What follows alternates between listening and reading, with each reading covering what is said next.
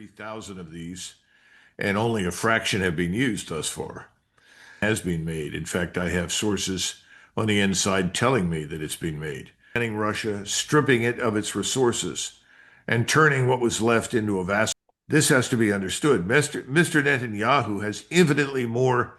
President Trump is effectively his instrument. If we get into this, we are going to sustain losses. All of our actions is to become a pariah state all over the world. Believe that in desperation, the Israelis. So following this unexpected strike on Iran, there was considerable enthusiasm not only in Tel Aviv, but also Washington and several European capitals as well. However, the atmosphere has now changed significantly, and there's somewhat of a pessimism among those who were supporting this conflict. How serious do you believe this situation has become? Is Iran gaining the upper hand? Well, the war has just started. I don't think people understand that. And I would not expect it to win anytime soon or end at any time soon. I think people grossly overestimated the impact of the surprise attack on Iran, in which we were ultimately complicit. I think President Trump did what he could to create the illusion that we were interested in some sort of negotiated outcome. And that helped to sort of disarm the Iranians, at least initially. They've surprised me with the rapidity that characterized their comeback. And their arsenal has now come into use. I was talking to somebody else earlier today who was tracking the numbers of ballistic missiles, medium-range ballistic missiles with a 12 to 1,400 kilometer range that had been used. And of course, they have over 3,000 of these, and only a fraction have been used thus far. So I think Israel is in for a long war, whether it wants it or not.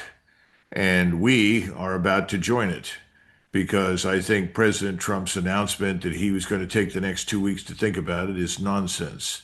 I think the decision has been made. In fact, I have sources on the inside telling me that it's been made. What's taking time is to assemble the air and naval forces that have to launch the attacks. You remember a few months ago, we had enormous numbers of naval and air assets in the region. Ultimately, we withdrew them, and it takes time to reassemble them. Once they're assembled, we will attack. So Trump's statement that he will continue deliberating for another 2 weeks is simply necessary preparation time to position the strike force in place, I assume. I think he was told by the Secretary of Defense, look, we're not going to be able to act quickly. It's going to take us a few days to get it together. And so he said, well, that's fine, because, Donald Trump loves to play with the media. There is nobody, certainly in my lifetime, who's been better at manipulating the media than Donald Trump. And so this gives him an opportunity to do that. But in reality, the decision to attack has been made, and the forces are still assembling. Remember, a lot of ships had to be replenished. In other words, they need to be reloaded with food, water, as well as munitions and missiles. And then you had to bring in carrier battle groups to replenish and also replace forces that were already in the region. And now you have huge numbers of aircraft that are being moved into nearby installations so that they can fly. And I think we have in the neighborhood of 30 to 40 refueling assets for air refueling. So once it's all in place, they will attack. However, you mentioned this conflict will continue for an extended period. But how feasible is that really? Because in a war of attrition, one must be capable of restocking their ammunition and other supplies. But it appears as though Israel is already having difficulties with its defensive missiles. The Iron Dome seemed to be far less effective or reliable than it had been marketed to the public. Not that I'm disputing that it would be a prolonged war, but how differently would America be able to operate compared to Israel? I understand America has superior firepower, but it's also significantly more vulnerable in the region, correct? Well, you're coming to an important point. You have Israel, which is on the ropes. Let's be frank. They've seen a substantial portion of their country destroyed. They're not going to admit it, but I think that Netanyahu has been pleading with Trump to get into the game quickly. You've got to come in. We're running out. We had many, many large aircraft, Globemasters, that landed within the last 24 hours to try and provide theater high altitude interceptors, missiles, as well as Patriots and others. We have troops on the ground in Israel that are helping to man the radars and the THAAD batteries. So this is a very difficult situation, and Israel has always been at the end of a short tether when it came to warfare. In 73, we had to fly in enormous amounts of equipment in order to replace the losses and help the Israelis to get back on their feet. But at that point, they were the victims of an attack. This time, they victimized Iran. And Iran is different from the other states that they faced. Iran is a large continental power. The United States is preeminently an air and maritime power. We are not going to commit large ground forces. We don't have them to commit. And Iran is almost the size of Western Europe. Put France, Germany together, part of Spain and northern Italy, and you have Iran. That's an enormous area. You don't mobilize forces and move into a place like that quickly. And so I don't see much evidence for that. I think people need to understand what the goal is. And if I could take a minute to try and outline for people what the goal of the war is, then perhaps they'll understand what's really happening. This is a war for the Jewish state's hegemony across the entire region. That has to be understood. The Jewish state's hegemony, we think, is in our interest because it involves the conquest and securing of the oil and gas fields in the region. Now, the war against Russia has been lost. Remember, that war was always about removing Putin, ultimately fragmenting Russia, stripping it of its resources, and turning what was left into a vassal state owned largely by the banks in London and in New York City. That failed. That war's been lost. Russia is not going to lose Putin anytime soon, and its state is intact, and its military power is greater and more powerful than ever in its history, I would argue. So now we move down to the Middle East, the same people with the same backers, the same financial oligarchs, institutions, and political advocates that argued for a war against Russia to do what I just described, destroy the state and then strip the country of its resources. They are the same people who are advocating for war on behalf of Israel against Iran. And everyone always knew when this war began that we would have to come into it. Mr. Netanyahu never harbored any illusions about that. Why did he decide to do what he did? Because he has control of the United States. This has to be understood. Mr. Netanyahu has infinitely more control and influence over the U.S. Congress than President Trump does. And President Trump is effectively his instrument. He's not going to do anything or say anything that Mr. Netanyahu doesn't want him to say. He's been on the phone recently to Mr. Netanyahu, and people that overheard the conversation have mentioned that, he talks in gangster terms about what they're going to do. Well, we'll break their legs. They'll pay a price for this and on and on. It's this tough guy talk that is common in New York City. He likes that. And so he's very much on board with this war. And he too is convinced that he and others will profit from Iran's destruction. Now, I don't think it'll work. And I think that we're going to discover there are limits to air and missile power. And we're going to see that. We're also dealing with a very different state from what we would have seen 20 years ago. So that many of the scenarios that we've run through wargaming probably are irrelevant because Iran is far more technologically advanced today and far more capable than it was 20 years ago. We tend to talk about Iran the way the Israelis do. They treat it as though 46 years have not passed.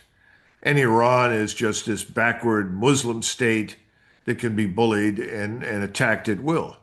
That's not going to happen. And if we get into this, we are going to sustain losses.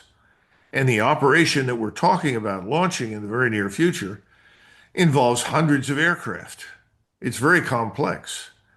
Everyone thinks it's simply a function of fly B-2 bombers that are invisible, invulnerable, invincible at 40,000 feet in over Iranian airspace and drop these munition penetrators that are supposed to punch through mountains and destroy the so-called enrichment, or uranium enrichment facilities. In truth, this is going to focus, I think, primarily on the destruction of the regime.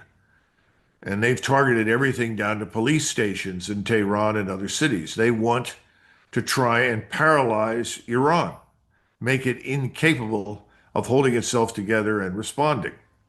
Now, again, I don't think that's going to work because I think the Iranians had some surprises for them. But this is where we're headed.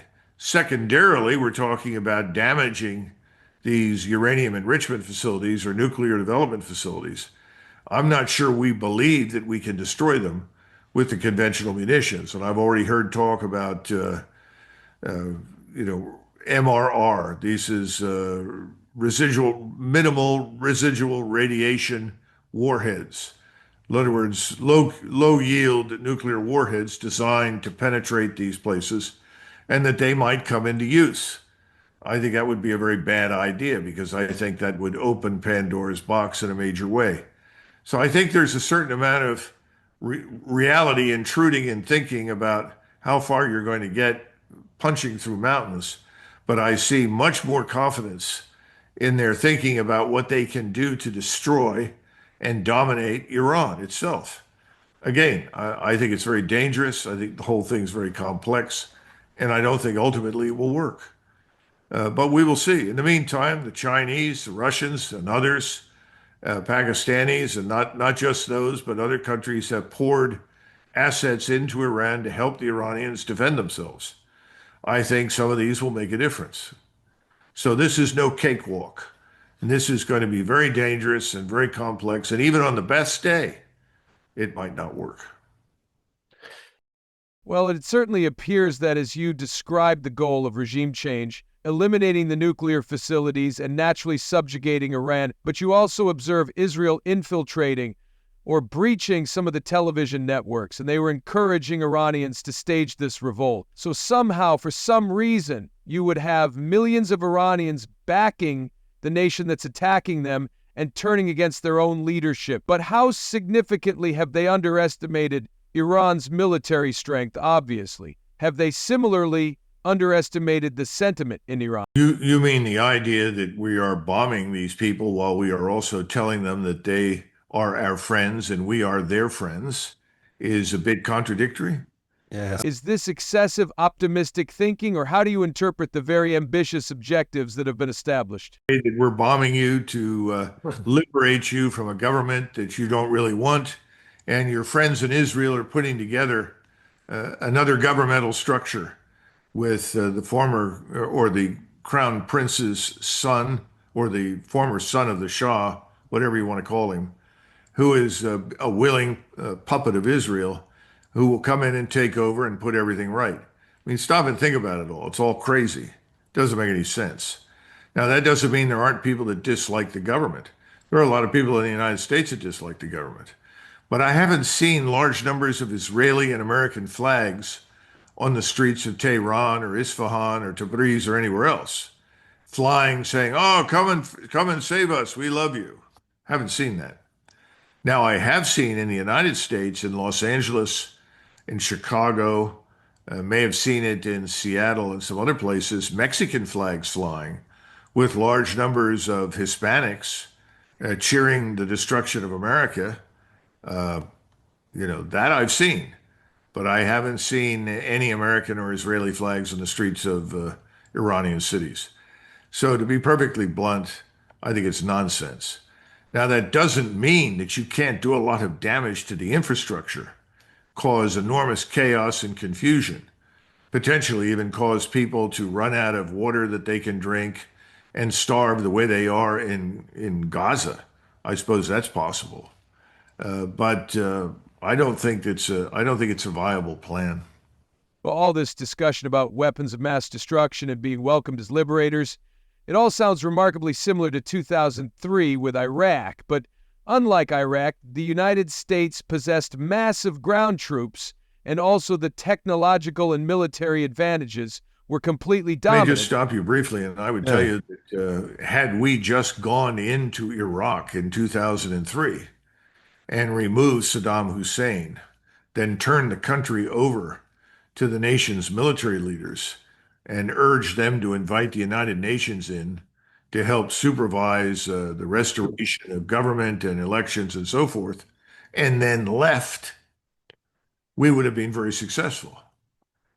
Certainly in the South, when we came in, the Shiites were very happy to see us. There's no question about it. But then they kind of hoped that we would leave. This is the problem. Benjamin Franklin used to say, guests in your house like fish after 2 or 3 days stink. The point is that it's one thing to welcome somebody to come in and remove somebody else for you and then leave versus somebody comes in, removes who was there, and then ultimately turns out to be worse than what you had and kills large numbers of you in the process. So, you're right. Iraq and Iran are different, but we need to understand what we did in 2003 that was very stupid. We occupied. You never occupy if you can avoid it. And there was no reason to occupy in Iraq. There was no reason to dismantle the government, its administration. And we need to remember who was responsible for that. His name is Paul Wolfowitz. And that little coterie of people that took over the Pentagon, intelligence, and everything else in the Bush administration that were insistent that the road to Jerusalem and freedom went through Baghdad. I mean, just imagine what an asinine statement. But that's what they said. The same kinds of people, exactly the same, pushed the war in Ukraine against Russia. They are pushing the war now on behalf of Israel against Iran. We were always going to be involved in this fight because there is no alternative to our participation. Only complete failure and eventually destruction of Israel. So we had to come in on this fight. By the way, the same financial interests in London and New York City that wanted to destroy Russia, destroy its state, destroy the government, turn it into a globalist paradise, introducing millions of non-Europeans into Russia. The same globalists who wanted to strip Russia of its resources. They are the ones who want to get control of the oil and gas resources in the Middle East, and especially in Iran. And they want to break it up into small parts that they can then treat as vassal states of the greater Israeli state, which in reality is a vanguard for the globalist victory that they're hoping to achieve in the Middle East. Yes, I recall Iraq being the route to Iran, but how feasible is it for Trump to establish this very ambitious objective of total capitulation by the Iranians? But with only aerial bombardments and naval forces, this appears to be quite challenging, but also because how do you gain access into Iran? Would the Americans strike through the same pathway that Israel utilizes through Syria and Iraq, or would the United States launch attacks from the ocean? But if that's the case, they cannot enter the Persian Gulf, and it remains uncertain to what degree perhaps even Pakistan will assist in intercepting any projectiles fired against Iran. Again, so far it's all conjecture, but there are many of the neighboring countries who are not particularly pleased about this situation. My understanding is that all the U.S. military personnel have been removed from Bahrain. But if the objective is simply to turn Iran into one large Gaza to cause maximum damage, how much can actually be accomplished and what kind of counterattacks can be anticipated? I mean, has the United States relocated many of its strategic resources away from exposed locations? Does it still maintain the fleet in Bahrain, or has it made other arrangements regarding what defensive measures are being implemented?